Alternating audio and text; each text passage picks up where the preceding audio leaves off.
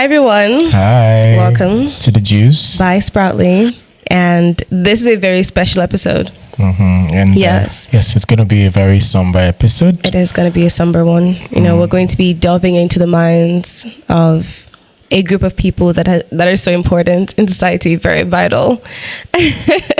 And today, Pierre is going to be giving us that insight. Yeah, I'll try my best. It's going to be a really, really interesting conversation. And It is. Last week was the Men's Mental Health Week. Yeah. And Father's Day was over the weekend. Mm-hmm. What did you do on Father's Day? I can't remember. I think I spent the day actually celebrating my dad. And something really interesting happened. I'm not married. I don't have kids yet. But Father's Day is always different for me because I have my siblings who would send me like random messages. And last year it has been like that over the past couple of years, but this year was different because I had a lot of people now sending me messages and telling me Happy Father's Day, and one way or the other that I have directly or indirectly influenced something. And some of these things I don't even remember doing them, and it was somber for me, made me reflect, made me think about the journey that led to that very moment. So that day, it was just filled with lots of messages, and it felt really good. It felt really good to be appreciated. Yeah, so it's actually really great when people acknowledge the work that you put in and just what you do as a person to help out. Yeah. And well, everybody knows you are the CEO of Sproutly. But who are you outside of being a CEO? What do you do? Talk about yourself. Outside the work that I do every day as CEO, I think every single day I wake up and it's always like work, because personally and for my life, I feel that I am placed on this earth for a reason. So there's always a job to do. So outside work, I commit a lot to community. I'm a community leader. In different capacities. I'm a community leader, and then there's family too, right, that I have to care for. And I think one of the most important aspects of my life are my friends. I have quite a handful of friends who have been friends with me for over a decade, some close to 20 years, that make up a very huge chunk of my life. And oh my God, they can be a handful. Yeah, so outside that's who I am.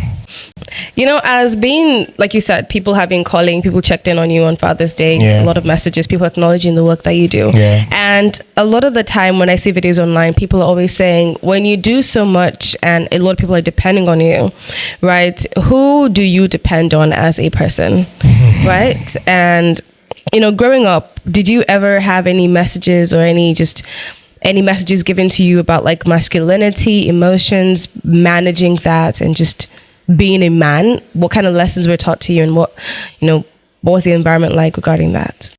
I think if I look back to when I was growing up, and I think this could be common among so many guys, as a man and growing up as a male child or boy child, you would basically it's almost unspoken for you not to do some certain things. Number one, you won't go outside and then you fight and you start crying. Do you understand? You say, why you cry? You're not a man. Yeah. Do you understand? Things like that. And I think it has made so many guys holding their emotion so much. And you see some dads, for instance, I've seen some videos and about people reaching out to their dad saying things like Happy Father's Day, I love you, and their dad will be like, okay. So it has taught men that, one, you shouldn't be emotional. If you're going to be emotional, don't be too emotional. We've removed a lot of the human factor from how a male child is being raised. And the truth of it is that so many men are going through a lot. And I have a lot of male friends, right? Because I'm someone who is emotionally aware, my surrounding people around me, one of the things that I've done over the years is to ensure that the people that I call my tribe, my male friends too, we can depend on each other and actually tell each other certain things. Yeah. We can open our mouth to say, see, I'm actually drowning and this is how I'm feeling. So yes, always making sure that these men don't express their emotions, especially when they're growing up as kids, has basically stunted a lot of emotional aspects in terms of how men can actually interact with each other or interact with people in their close community. Yeah. I mean, it's really important and just really vital having a community that supports you, community of friends, people you know you can count on. Yeah. And like you said, a lot of people growing up are not taught to embrace their emotions. And now we have a lot of people walking around right now that don't know how to control themselves. They don't even know how to handle certain emotions because they're taught to like block it out completely. And just, when they even go through stress and burnouts, right? So what do you do when you're going through like a very difficult time? And is there anything you do that works for you that you can advise that, okay, as a man, there's something you could do, a healthy way to express emotion or just to cleanse yourself from burnouts, stress? Prior to when we started shooting for this particular episode, my brother reached out to me to tell me that one of my childhood friend, a guy, he should be 30 September 13th, which is basically 13 days to my own birthday. I grew up with this kid and he told me he passed. Yeah. And it hit home so bad, especially with the week being Men's Health, Father's Day, and everything. And I remember growing up with this kid. We were in the same church. We ended up meeting ourselves in the same university, right? And he ended up being my roommate in school. Yes, and I knew that period. I was a kid when I was in the university, so I wasn't as sensitive as I am right now, and I felt like I could have supported better. And I knew that he had struggles. It wasn't something that was hidden, right? The biggest thing people do not talk about is the fact that depression is real, right? And it comes with the responsibility of actually being a man. Sometimes it comes from abuse, right? Men are actually abused a lot emotionally, physically, but these things are not being talked about enough. And so for me, I think I'm able to cope through the responsibilities, I wouldn't like to call them burden, of being a man, is that I have learned not to just keep things to myself. When I'm going through anything, if I'm going through a hassle, a struggle, if I'm nearing the edge of depression, right, there is always a friend or someone I can actually talk to. I have friends for different purposes.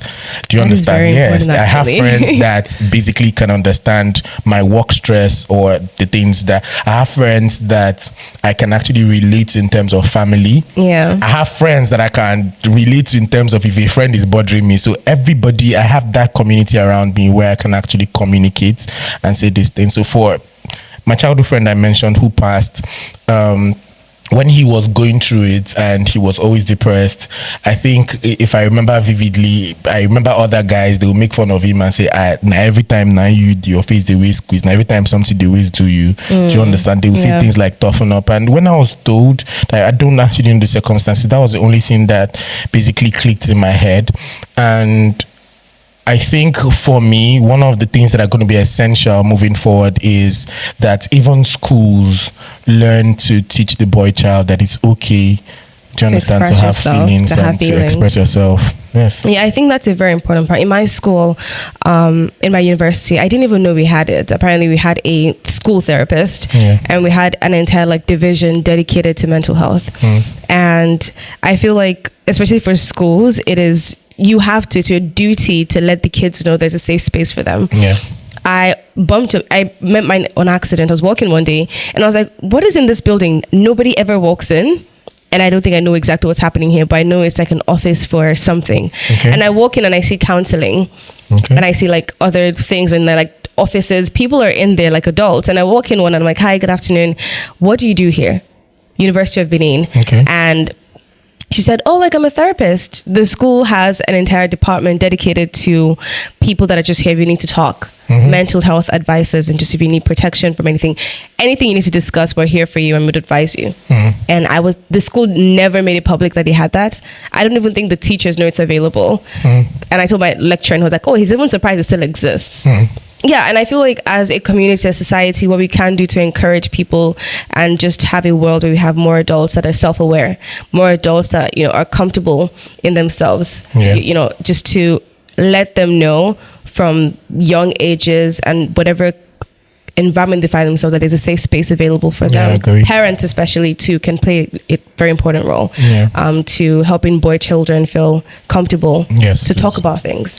Right now it's almost humorous for a man to say he has a problem, in my case, I have a problem. And amongst the male clique, they'll tell you that if you have problem, call God. And if you have business, call me. They don't want to listen. It is so sad. I have male friends, and sometimes if you go through their group chats, everyone is acting really happy, and they all have problems, and they don't realize the importance of having communities even within your friend circle to ensure that everybody is safe and protected. It's so bad, Benita, that even when you're mourning as a guy, as a man, you can't even, you're not giving the to express yourself as much as you would want to express yourself, because you would have friends who make fun and say, your mama don't die, or and things. They turn it to a joke. we all turn everything into joke, and someone can actually be struggling a lot, and you don't know what they're actually facing. I saw a video from Timmy Dakolo. Right. He didn't say much. There was nothing in the video. He just had his mobile phone, and it was basically like salary came in, 3 million naira salary, and the moment salary came in, lots of bills just started coming left, right, center, and at the end of the day, he's literally having a negative balance from something he's earning. He can't even cater for himself, and that is how so many men. But if you see them, they'll put a smile on their face. So I like to tell everybody, if you have a man in your life who is a breadwinner, who is doing everything, go and give them a very big hug. It would mean a whole lot. Give them a very, very big hug. Men won't tell you, they won't show you. I'm there, I've been there, I'm still there, and I know how difficult it can be, even not just within the household, but also running a company that I have to be responsible for all of the people in it. So you mentioned that they always have smiles on their faces, which is true. Right. So as a man that manages a company, and you literally have to almost be always in control of things, how you handle yourself, how you comport yourself, what you show the world, and how you present yourself in public spaces. There are a lot of men that do this too in different capacities. Men that have families, men that are young men that are even unmarried, but they work, right? They have to put on a brave face. And a lot of the time, these people are acting so well, they don't even know they're acting anymore, right? So something bad happens, the first thing you do is to laugh about it, because your brain hasn't processed, and your brain is unable to process that you're going through something difficult, right? So what signs would you say that people should look out for, that when you're getting to this point, either you talk to somebody or it's time to take a break? I think we human beings, we like to think we're very good at pretending. But we're not very good at pretending. If you are sensitive enough and you really care and love people around you, when something is off about someone, even if that person is smiling, you'll be able to tell. And I thank God for the community of friends that I have, right? From how my voice changes in a conversation to how they know me as someone who basically smile a lot, or my voice is always picked out loud in every discussion, and then a certain day they would ask questions. So you would notice these things, right? That really little thing that is out of norm, the basic signs that you would know that some people, some men, for instance, who are naturally happy people, they get antsy, they get all fired up, or they get angry over little things when they don't have money. Do you understand? I mean, that's general. Everybody notices now. If you live with somebody, you know when a man is broke.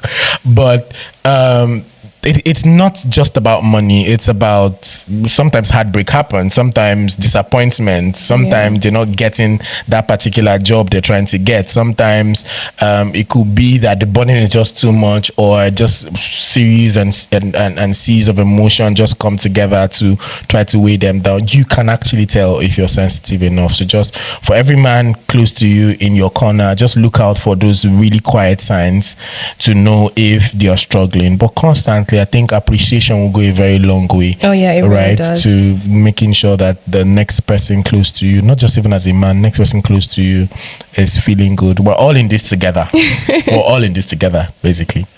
Well, thank you. That's actually really important, and as a person as well, you need to know where your limits are, because even if the people around you might not be as observant, you need to understand your own self. Be self-aware.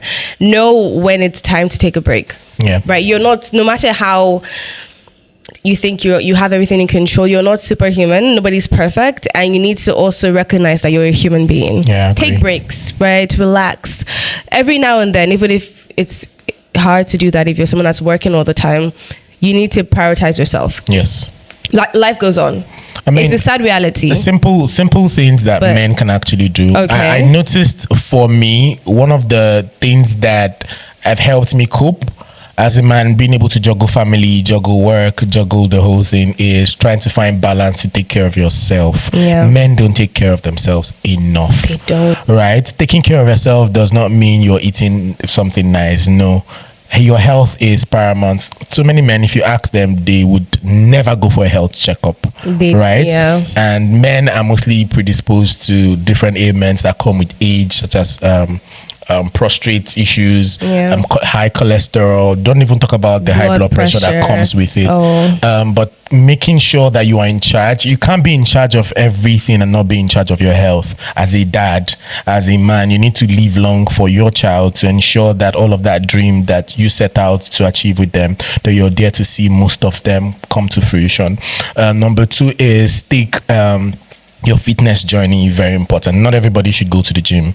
You can do something as simple as every day you do, say, start with a 1 kilometer run, a 5 kilometer jog, a 10 kilometer walk.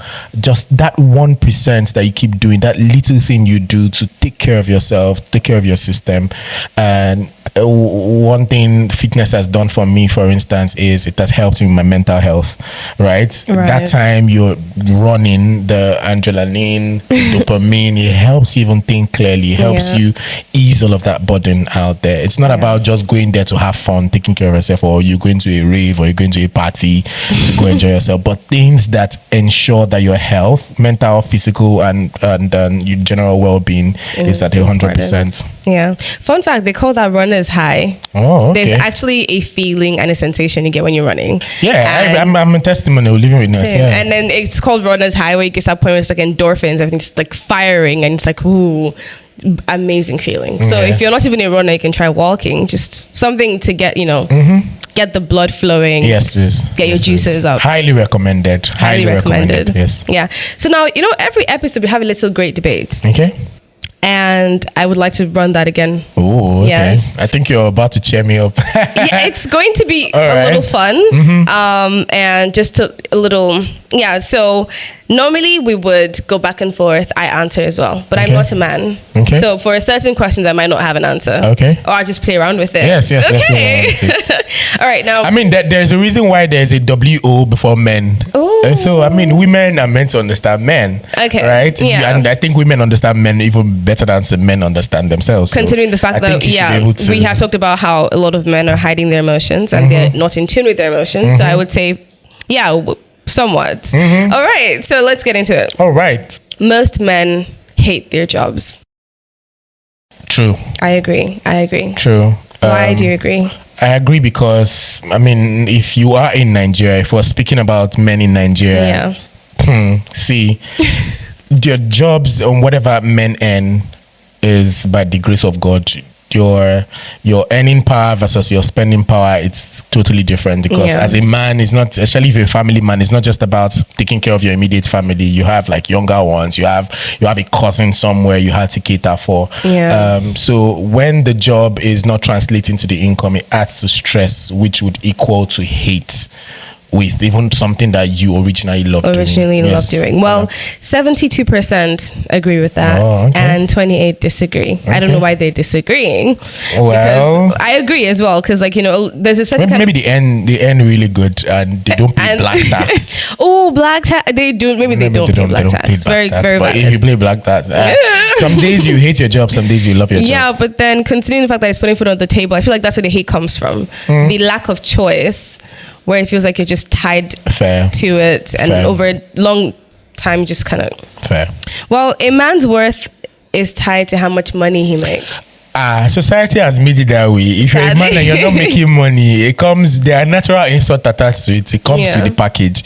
So do you agree? I mean, most men would likely be respected, and I think it also comes from how a man presents themselves. When men feel that they are financially comfortable and can do so many things, it basically speaks to their confidence level. And whenever you portray yourself in a certain way, people around you will perceive that, right? And would basically stick to it. So yes, a man's net worth is very very important. Okay. Well, all right, let's go. If money wasn't a factor, most men would quit their jobs tomorrow. True. And we have 88% agree. Before. Okay. For men, work-life balance is a myth. Yes, because just like I explained earlier, when you asked the first question, I mean, you have to meet up with so many things, right? So I know some men who juggle 3 different things trying to make ends meet. And how can you have a balanced life if you're trying to ensure that the next meal, do you understand? You're ensuring the next NEPA bill, you're ensuring the next rent is catered for. So work-life balance, most of the successful men, they tell you that work-life balance is a myth for them. Even the billionaires today, they still have to really work hard, really long hours to get to maintain the kind of lifestyle that they're already predisposed to. Okay, well, 73% agree. Okay, of course. Now, I like this question. Okay, men should be able to cry openly. Do you agree? I think we should start a movement to actually allow men cry openly. Yes. I mean, shedding tears have now been associated with certain vulnerability and weakness that nobody likes to put themselves in. And even in marriages, I have friends who are married who tell you they can't even cry in front of their wife. Wow. I mean, their wives maybe later on can just either use it as a joke. And for men who are very sensitive. Very sensitive, can actually take it. So even men don't even cry to themselves, right? It's always very difficult. You find probably 2 in 10 men crying to themselves, right? But even to women, they wouldn't even bother doing that. Yeah. You know what? Now, thank you so much for this. It was really insightful. Well, I hope we could stretch longer. So do I. I have a rapid fire question. Okay. No explanations, just answer. 3, 2, 1. Promotion or peace of mind? Peace of mind. Okay. Dream job or dream salary? Dream job. What is your biggest flex? Traveling. Okay. Where is your favorite place that you've ever been? Favorite travel spots? I think it was when I was in Lome. Okay. Yeah, I just liked the whole cultural thing. It was in Africa. Okay. And I also think I like Accra. Oh. Yeah. You do a lot of traveling then? I try to, mostly for work. Yeah. Yes. Are you chipping that in so I wouldn't ask for a ticket? Please. You owe me one. Ask for a ticket. Ask for a ticket. I do. Yeah. You know you owe me one already. Do I? For context, first episode he offered to fly me out. I told you guys that this girl was a lawyer. We're in trouble because she knows how to ask for her bands. Right. Because the lawyer might have not met you, so I'm happy I have. Because now I would love to go. Okay. Yeah, I think Dubai is somewhere I've always wanted to go. Dubai? Yeah. I don't think they're admitting women now. In Dubai? No. We can make it work. Canada is nice. Canada is nice. Yeah. Okay, you just raised the stake. Interesting. Okay, yes. Right. Great. So, of course, one thing we've talked about today, pressure. Pressure. Blood pressure, everything pressure on men. And if you're a man and you're a teacher, we've got you covered. Yes, please. Because we have a program that allows you to get a laptop to support your, what you do as a teacher, lecturer, professor, educator. And you can find that when you go to Sproutly.Africa and, get everything you need. Yes, please. If you're a father, we've also got you covered. Daddies, we have the Carry program. Yes. That allows you to pay for the school fees. And monthly subscriptions. Yeah, it's like your Netflix, your Spotify. That's how it works. So we get to pay your school, and then you pick a monthly subscription plan that works for you. And for the daddies, don't worry, we have something for you. It is our Carry by Sproutly program where Pierre? Yes, and with our Carry Credit program, we have designed it to give dads who are the biggest supporters in the education industry a way to have a peace of mind. So instead of that lump sum you get to pay every single term, and that basically keeps you up at night, how do I pay my children's school fees? You have these bulky payments, especially if you have more than 3 children. We've designed a wonderful product on the Sproutly called the Carry Credit program. Now, with Carry Credit program, what it basically does is that it splits that lump sum fees into monthly subscription, and it even goes down further into weekly if you decide to want to pay weekly.